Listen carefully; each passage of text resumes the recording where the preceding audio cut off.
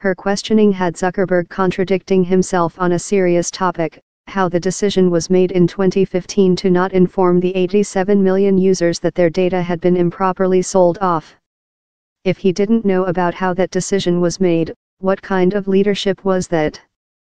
But if he did know, then how could no conversation have taken place about the decision before it was made? It was one of the few times in the hearing where Zuckerberg's prepared remarks proved wholly insufficient. Harris, who sounded bored as well she might be after some of the softballs that had been lobbed in Zuckerberg's direction, began by saying that she was concerned by what she'd heard. During the course of this hearing, these last 4 hours, you've been asked several critical questions for which you don't have answers, she began. We were also tracking the many times Zuckerberg declined to answer clearly or deferred with the standard "we'll follow up."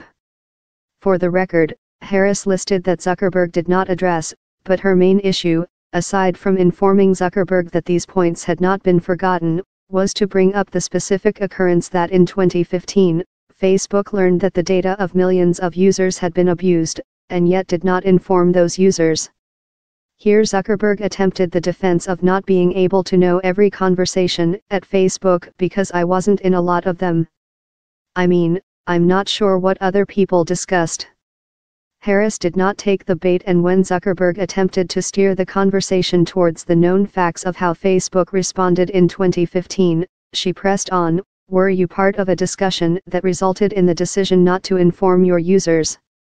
"I don't remember a conversation like that," Zuckerberg responded, and attempted to expand with "for the reason why," only to be cut off by Harris again. "Are you aware of anyone in leadership at Facebook who was in a conversation where a decision was made not to inform your users?" she asked, "or do you believe no such conversation ever took place?" This was an excellent move. She'd limited Zuckerberg's options to either admitting he was unaware of conversations among leadership choosing to withhold news of this data abuse from users, unrealistic, or admitting that leadership did not have those conversations, deeply troubling. Both reflect poorly on him, his executives, and the company. Zuckerberg prudently chose to plead ignorance. "I'm not sure whether there was a conversation about that," he said, yet immediately hit on a prepared line.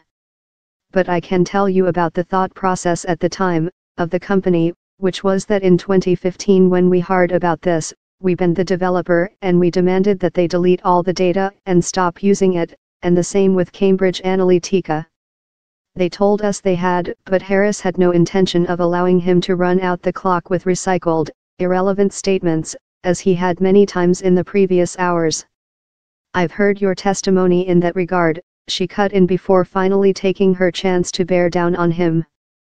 "But I'm talking about notification of the users. This relates to the issue of transparency and the relationship of trust, informing the user about what you know in terms of how their personal information has been misused. When you personally became aware of this, did you or senior leadership do an inquiry to find out who at Facebook had this information, and did they not have a discussion about whether or not the users should be informed, back in December of 2015? Zuckerberg was faced again with a poor choice, and instead opted for a show of humbleness. "Senator, in retrospect, I think we clearly view it as a mistake that we didn't inform people, and we did that based on false information that we thought that the case was closed and that the data had been deleted." Harris jumped on this admission that we did that, so there was a decision made on that basis not to inform the users, is that correct? "That's my understanding, yes. But in retrospect I think that was a mistake, and knowing what we know now we should have handled a lot of things here differently," he continued, abjectly. "I don't," Zuckerberg said simply.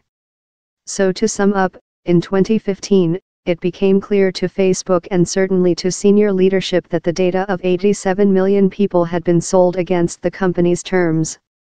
Whether or not to inform those users seems like a fundamental question, yet Zuckerberg claimed to have no recollection of any discussion thereof. That hardly seems possible, especially since he later said that they had in fact had that discussion, and that the decision was made on bad information. But he doesn't remember when this discussion, which he does or doesn't remember, did or didn't take place. You can watch the full video below. courtesy of ABC.